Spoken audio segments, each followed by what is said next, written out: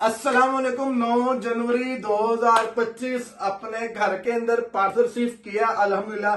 China से है, laser marking वाला पार्सल है। ये जिन जनाब का है उन जनाब को आप तमाम दोस्त मेरी बहनें मैं जानती हैं। शामू उनका जो शो करवा रहे हैं दानिश आरिफ भाई, छोटे भाइयों की तरह के हैं। गोसिया फैंसी बर्ड्स के ये इम्पोर्टेड रिंग है जो कि शामूस के पाँव में वो डालते हैं। उनके अपने ब्रांड के रिंग है, लेजर मार्किंग के साथ A+ क्वालिटी, जो कि पूरे यूरोप के अंदर क्वालिटी जाती है। और ये 2025 का कलर है।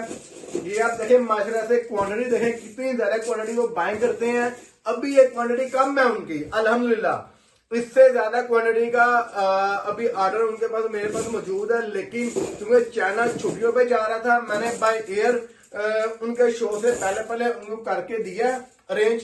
तो कुछ मिनट के बाद 10 तारीख हो जाएगी, रात का टाइम है। अभी चलते हैं दानिश भाई के पास, एक वीडियो उनसे बनाएंगे, वो बताएंगे आप लोगों को क्वालिटी ये कैसी लगी। जज़ाकल्लाह खैर।